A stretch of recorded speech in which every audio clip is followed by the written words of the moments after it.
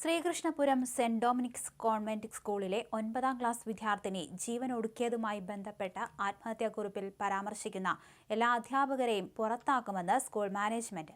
5 അധ്യാപകർക്കെതിരെ ആയിരുന്നു ആരോപണം.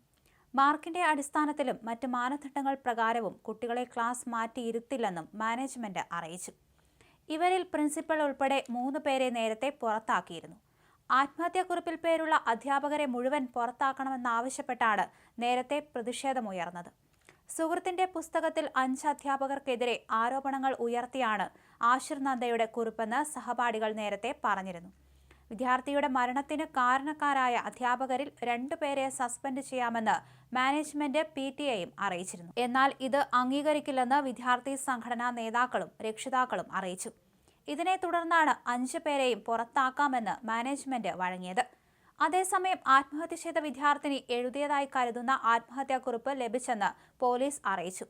മരണവുമായി ബന്ധപ്പെട്ട് വിദ്യാർത്ഥി സംഘടനകളുടെ നേതൃത്വത്തിൽ സംഘടിപ്പിച്ച പ്രതിഷേധം സംഘർഷത്തിൽ കലാശിച്ചു.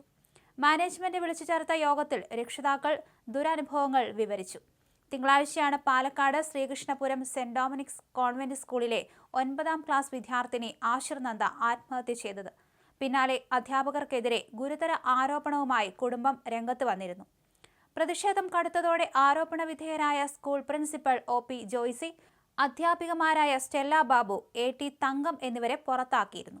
ഇവരെ കൂടാതെ അമ്പിളി, അർച്ചന എന്നീ അധ്യാപകരുടെ പേരും ആത്മഹത്യാക്കുറിപ്പിൽ ഉണ്ടെന്നാണ് സഹപാഠികളുടെ വെളിപ്പെടുത്തൽ. തന്റെ ജീവിതം അധ്യാപകർ തകർത്തുവെന്നും കുറിപ്പിൽ എഴുതിയിട്ടുണ്ട്. അമ്പിളി, അർച്ചന എന്നീ അധ്യാപകരുടെ പേര് കുറിപ്പിലുണ്ടായിരുന്നു. സ്റ്റെല്ല ബാബു എന്ന അധ്യാപിക മാനസികമായി പീഡിപ്പിച്ചിരുന്നതായി ആശിർ നന്ദ പറഞ്ഞതായും സഹപാഠി അറിയിച്ചു. സുഹൃത്തിന്റെ നോട്ട്ബുക്കിന്റെ പിറകിലാണ് ആശിർ നന്ദ ആത്മഹത്യാക്കുറിപ്പ് എഴുതിയിരുന്നത്. പ്രതിഷേധത്തിനിടെ സ്കൂൾ അധികൃതർ വിളിച്ചു ചേർത്ത യോഗത്തിലും വാക്കേറ്റമുണ്ടായി. യോഗത്തിൽ പുതിയ PTA കമ്മിറ്റി രൂപീകരിച്ചു. വിദ്യാർത്ഥികളുടെയും രക്ഷിതാക്കളുടെയും പരാതികൾ പരിഹരിക്കാനുള്ള നടപടികൾ സ്വീകരിക്കുമെന്നും തിങ്കളാഴ്ച മുതൽ സ്കൂൾ തുറന്നു പ്രവർത്തിക്കുമെന്നും സ്കൂൾ അധികൃതർ അറിയിച്ചു. സംഭവത്തിൽ ബാലാവകാശ കമ്മീഷൻ നാളെ സ്കൂൾ സന്ദർശിക്കും. അതേസമയം ആശിർ നന്ദയുടെ വീടും പഠിച്ച സ്കൂളും ബാലാവകാശ കമ്മീഷൻ സന്ദർശിക്കും.